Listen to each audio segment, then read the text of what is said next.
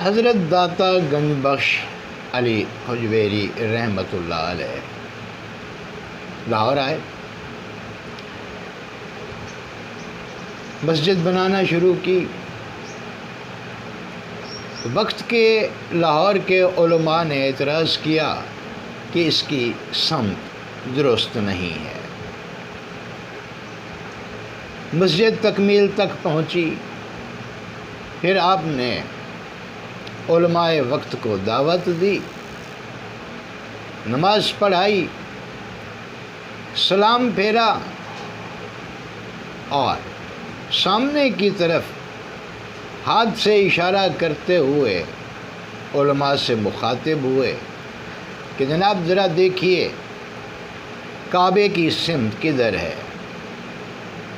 فاصلے ختم ہوئے، حجابات اٹھ گئے،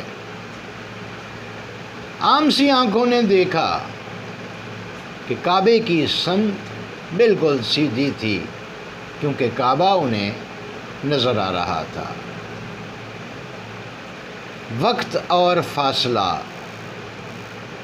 کس طرح مٹا دیا گیا، درمیان کے حجابات کیسے دور ہو گئے۔ جو شخص دوسروں کو لاہور میں بیٹھ کر براہ راست کعبۃ اللہ دکھا سکتا ہے، وہ خود روزانہ کتنی مرتبہ دیکھتا ہوگا، روزانہ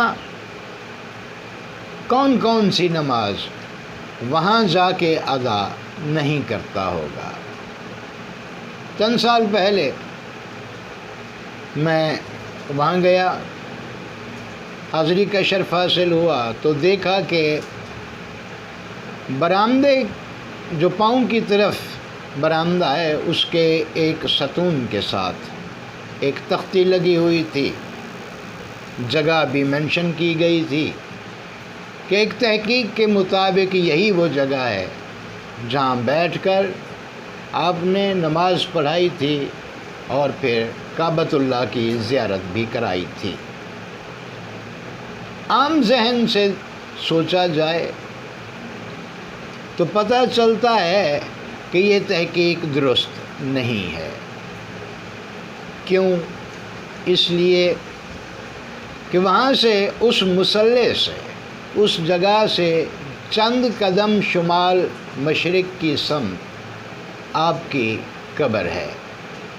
تو سوال پیدا ہوتا ہے کہ کیا ان کو وصال کے بعد اسی مسجد کے اندر دفن کیا گیا تھا، اور وہ بھی شمال والی سمت پہ، یعنی پاؤں جو ہیں وہ اس مصلی اور پیچھے جو 2-3 صفیں بنتی ہیں ان کی طرف تھے؟ ایسا ممکن نہیں ہے۔ یقیناً یہ تحقیق جس نے بھی کی یا جنہوں نے بھی کی انہیں تسامح واقع ہوا ہے، جو کہ ٹھیک نہیں ہے۔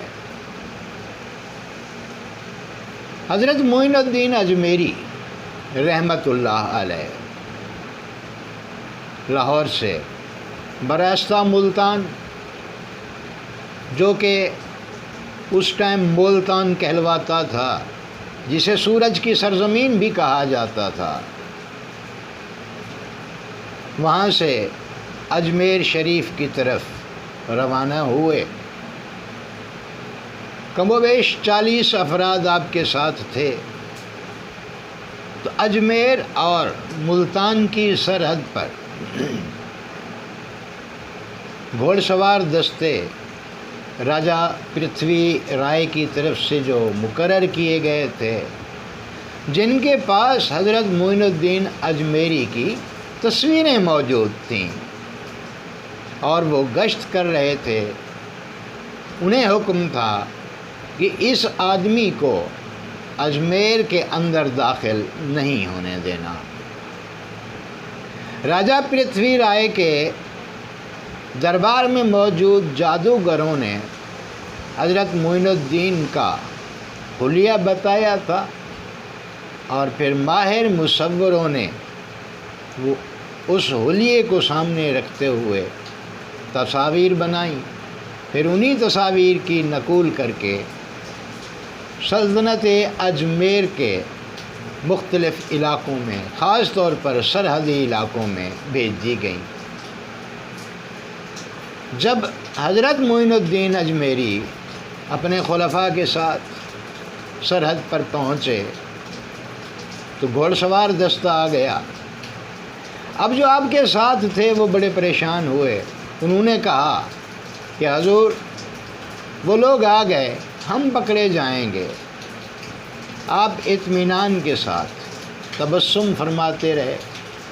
جو ہی وہ دستہ قریب پہنچا تو آپ نے اپنی انگلی کے ساتھ اپنے ساتھیوں کے گرد یوں ایک لکیر سی کھینچ دی ہوا میں۔ وہ گھوڑ سوار دستہ قریب سے گزر گیا۔ انہیں حضرت معین الدین اجمیری اور ان کے ساتھی نظر ہی نہیں آئے۔